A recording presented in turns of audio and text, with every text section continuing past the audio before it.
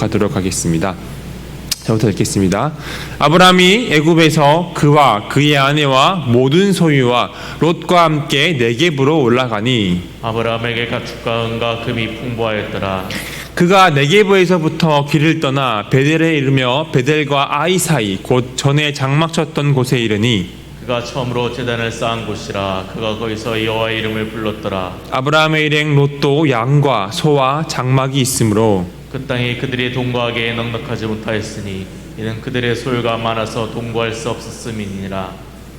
그러므로 아브라함의 가축의 목자와 롯의 가축의 목자가 서로 다투고 또 가나안 사람과 브리스 사람도 그 땅에 거주하였는지라. 아브라함이 롯에게 이르되 우리는 한 친족이라. 나나 너나 내 목자나 네 목자나 서로 다투게 하지 말자. 내 앞에 온 땅이 있지 아니하냐. 나를 떠나가라. 내가 좌하면 나는 우하고 내가 우하면 나는 좌하리라. 이에 롯이 눈을 들어 요단 지역을 바라본즉 소알까지 온 땅에 물이 넉넉하니 여호와께서 소돔과 고모라를 멸하시기 전이었으므로 여호와의 동상 같고 애굽 땅과 같았더라. 그러므로 롯이 요단 온 지역을 택하고 동으로 옮기니 그들이 서로 떠난지라. 아브라함은 가나안 땅에 거주하였고 롯은 그 지역에 도시들에 머무르며 그 장막을 옮겨 소돔까지 이르렀더라. 소돔 사람은 여호와 앞에 악하며 큰 죄인이었더라. 롯이 아브라함을 떠난 후에 여호와께서 아브라함에게 이르시되 너는 눈을 들어 너희 있는 곳에서 북쪽과 남쪽 그리고 동쪽과 서쪽을 바라보라. 보이는 땅을 내가 너와 내 자손에게 주리니 영원히 이르리라. 내가 내 자손이 땅의 티끌 같게 하리니 사람이 땅의 티끌을 능히 셀 수 있을진데 내 자손도 세리라. 너는 일어나 그 땅을 종과 횡으로 두루 다녀보라. 내가 그것을 내게 주리라. 함께 읽겠습니다. 이에 아브라함이 장막을 옮겨 헤브론에 있는 마므레 상수리 숲에 이르러 거주하며 거기서 여호와를 위하여 제단을 쌓았더라. 아멘.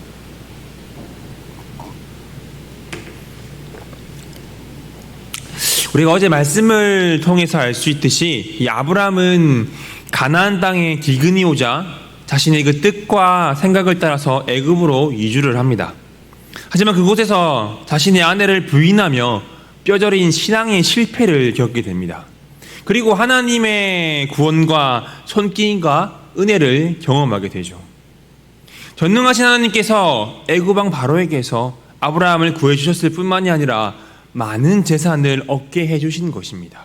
그리고 아브라함은 가족들과 함께 다시 가나안 땅으로 향하게 됩니다. 그래서 1절 말씀을 보게 되면 아브라함은 자신의 아내와 롯과 모든 소유를 가지고 애굽에서 가나안의 남쪽 지역인 네겝으로 올라갑니다. 그리고 2절에서는 아브라함에게 가축과 은과 금이 풍부했음을 설명을 하고 있습니다. 어제 말씀에서 보았듯이 하나님의 은혜로 많은 재산을 얻게 된 것이죠. 그리고 3절에서 아브라함의 가족은 네겝에서 길을 떠나 베델에 이르러 베델과 아이 사이에 정착을 하게 됩니다. 이곳은 아브라함이 소명을 받고 하란을 떠나 가나안 땅에서 들어가 살던 곳을 말씀하고 있습니다. 기근이 들어서 애굽에 내려가기 전까지 살던 곳을 말하는 것이죠. 또한 이것은 4절을 보게 되면 아브라함이 처음으로 제단을 쌓고 여호와의 이름을 부른 곳이기도 합니다.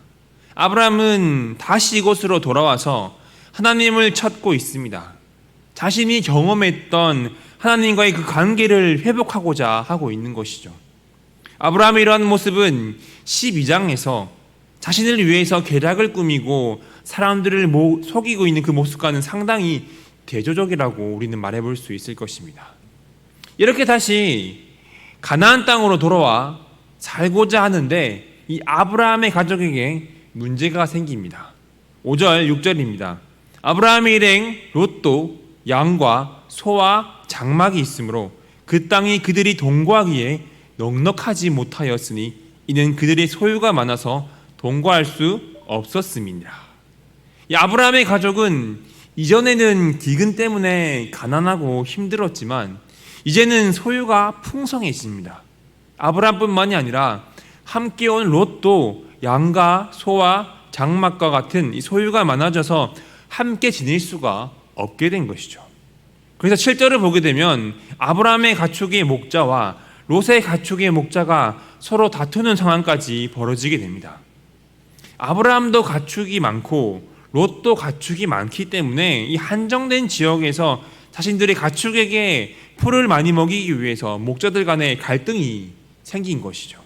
게다가 이들 주변에는 가나안 사람과 이 브리스 사람들까지 살고 있었음을 말하고 있습니다. 이들 또한 가축을 가지고 있었겠죠. 그렇기 때문에 더 이상 이 아브라함과 롯이 함께 살 수 없는 상황이 된 것입니다. 그래서 아브라함은 이 다툼을 해결하고자 합니다. 8절, 9절 말씀입니다. 아브라함이 롯에게 이르되 우리는 한 친족이라 나나 너나 내 목자나 내 목자나 서로 다투게 하지 말자. 내 앞에 온 땅이 있지 아니하냐. 나를 떠나가라. 내가 좌하면 나는 우하고 내가 우하면 나는 좌하리라. 아브라함은 친족 간에 이러한 문제로 다투는 것이 좋지 못하다고 여깁니다. 그래서 조카 롯과 사이가 더 나빠지기 전에 헤어지고자 결심을 합니다. 자신의 아들과 같은 롯과 헤어지는 것이 섭섭할 수도 있겠지만 갈등이 더 깊어지게 되면 이 관계가 깨어질 수도 있기 때문에 헤어지고자 하고 있는 것이죠. 그래서 아브라함은 롯에게 먼저 선택권을 양보합니다. 내가 좌로 가면 나는 우로 가고 네가 우로 가면 나는 좌로 가겠다라고 말씀을 하고 있는 것이죠. 롯이 택한 반대 방향으로 나아가겠다는 것입니다.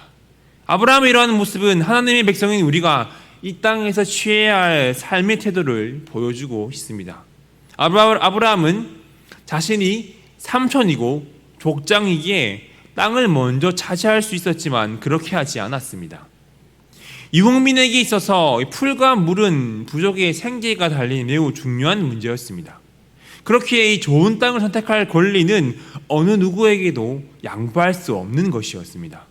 하지만 아브라함은 땅을 먼저 차지할 권리를 포기한 것입니다. 가축이 많아 같이 살 수 없어서 어쩔 수 없이 아들과 같은 롯을 떠나보내기도 하지만 롯에게 더 좋은 곳을 주려는 너그러운 마음이 있었기 때문입니다. 여러분, 우리 그리스도인들은 이러한 마음을 가져야 합니다. 우리 그리스도인의 모습은 사람들과 경쟁하며 쟁취하는 삶의 모습이 아니라 함께 어울리며 베풀고 양보하며 살아가야 합니다.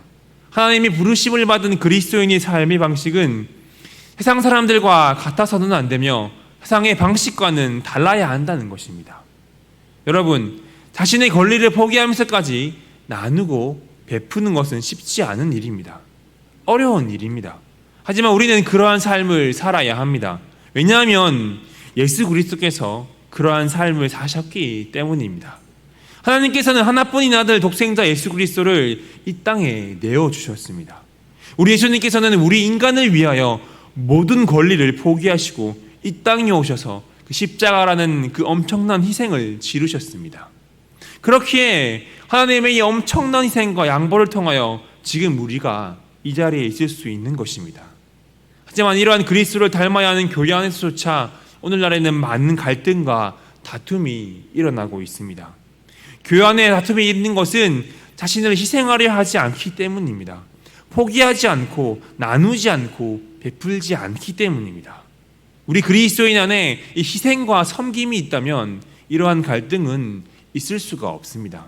오히려 섬김과 사랑이 가득하게 될 것입니다.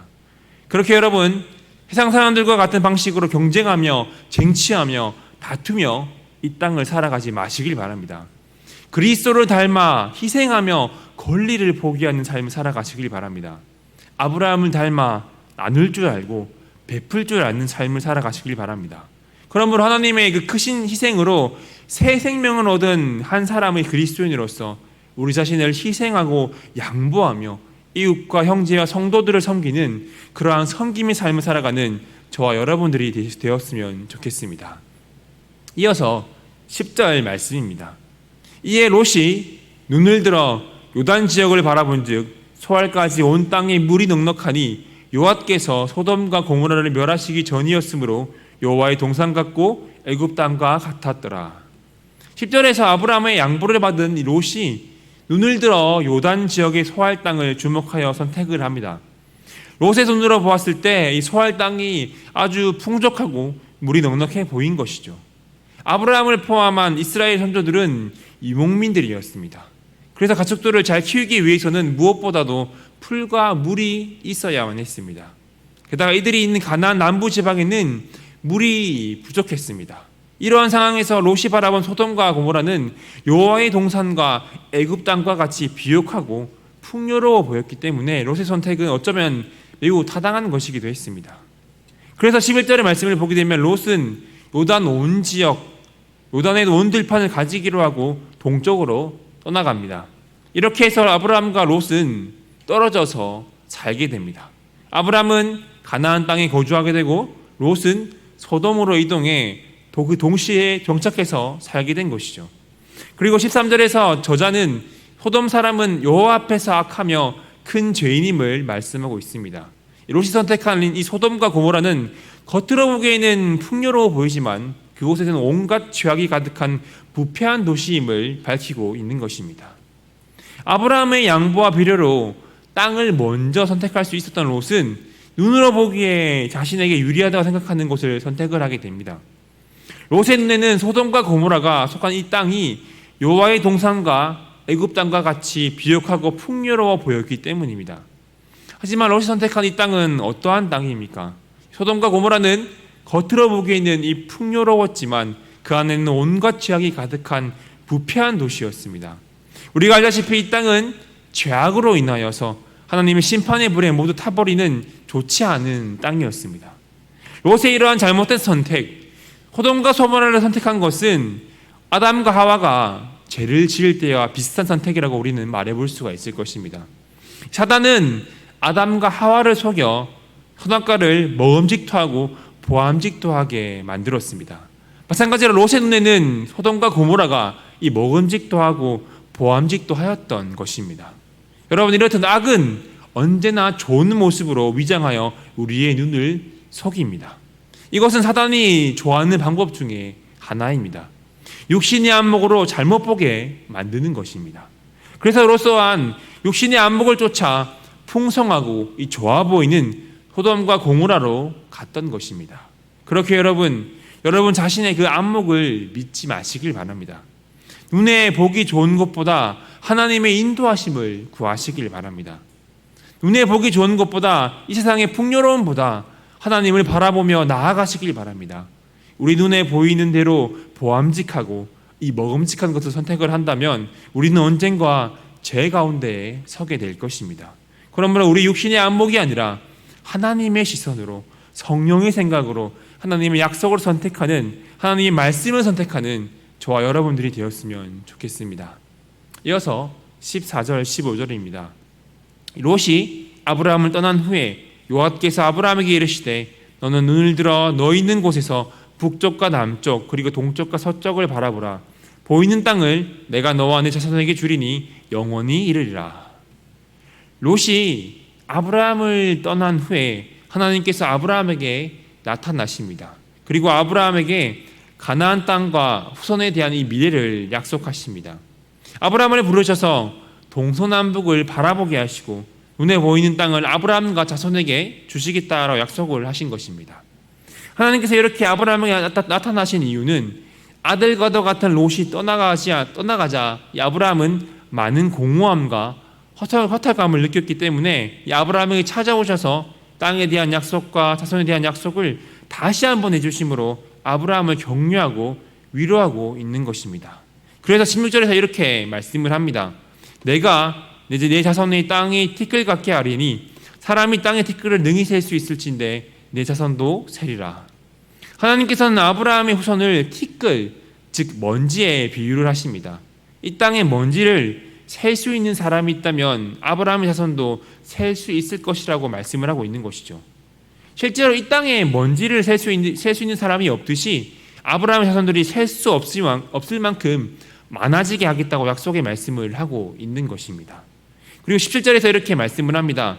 너는 일어나 그 땅을 종과 횡으로 두루다녀 보라. 내가 그것을 내게 주리라.